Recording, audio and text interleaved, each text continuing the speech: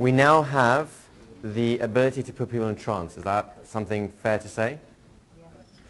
We have the ability to create a context where good things can happen. And we even have some language to activate some resources, some positive things inside people, so that you would never start for to say. Is that kind of a nice summary of where we're at in terms of our skill set? Yes? So then the question happens, you can put people in trance and they're all dribbling and drooling and happy. What do you do with them? Right? I mean, sure, you can do the whole hypnotic blitz thing we did last night and talk at them, give them a nice hypnotic benediction type thing, and they come out jazzed and buzzing and happy and all the rest of it. But is there any more than that? Is that all we can do?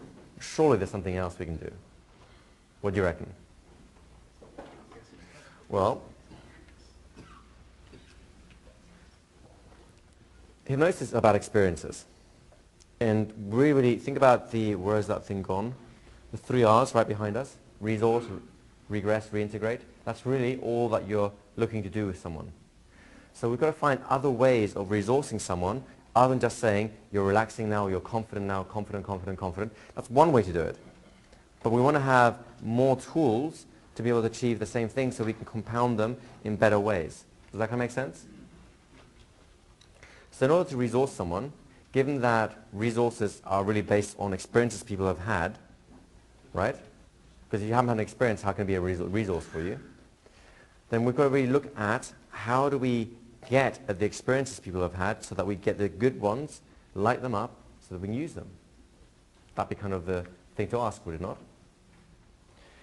So this takes us to the idea of memory.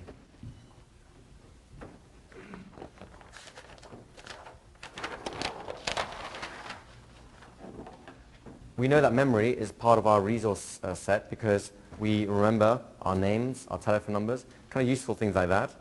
You remember how to sign your name on the check so that you can actually get food in return. It's nice, right? But memory can take you beyond that. Have you ever had like a situation where you kind of get stuck, you don't know what to do, and then suddenly, out of nowhere, you get this thing like, oh, when I was a kid, I tried this thing, and it's worth a go. And then you do it, and you go, ha, where did that come from? Where did that come from? It came from your unconscious, exactly. So memory has layers. Memory is a very complex field if you're going to study it just in terms of, do you know that we don't know where memory actually is? People think like, oh, this little bit here has my happy thought and this little bit here has my sad thought. If I only could cut the little sad thought out, I'd be a happy person, right? Sadly, or perhaps luckily, it doesn't quite work that way. Memory is not a local phenomenon. It's kind of really spread out in a kind of a network thing, and there's a network of association, stuff like that that happens. But as hypnotists, we don't need to even know about that.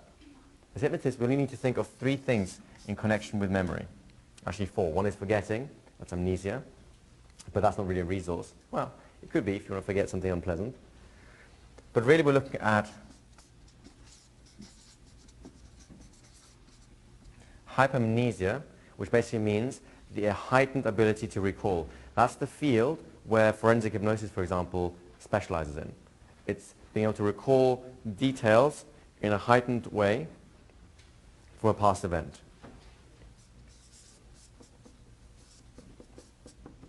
We've got a revivification. A revivification is basically when you get to experience an old memory and you get to have the emotional parts of it, maybe even have some sense of the physical feelings of it, but there is a part of you that's aware that it's still a memory, that you're still having a memory. So whilst it's like a dual awareness, on the one sense it's like you're re-experiencing it, it's like you're there again, but on the other side you know that you're really a bit older and you're in a different place, time and space, right? It's a little bit like when you're watching a film, you know you're having that experience and it's like great, but at the same time you know you're watching a film, it's not really your life being played out there. You do know that when you watch a film, it's not your life on that screen. Because if you don't, we're going to probably have to ask you to leave because I'm not taking that liability. And now they're all going like, no, no, no, it's not real, no, silly man. The third thing you can do with memory is a regression. Now the difference between a revivification and a regression is that in a true regression, you are not just in the experience and having the experience, but there's no experience after that. Make sense? So in a revivification of, say, a birthday party you had when you're 5 years old, you get to have the feelings of it and all the kids playing and it's like, great, this is like fantastic. You're revisiting your youth. In a revivification, you are 5 years old and you act like one, even though sometimes I guess people are permanently regressed. So you get the distinction between hypermnesia, which is a heightened ability to recall, revivification, which means you re-experience the event while still aware that you are separate from the event in some respects, and regression, where you actually in the event, as though you're living it for the first time in some way. We are, in terms of therapeutic work, most interested in these two: revivification and regression. Most regressions that people talk about are actually revivifications, and in my opinion, it makes no difference. Because what we're looking to do is to trigger a neurological network, right?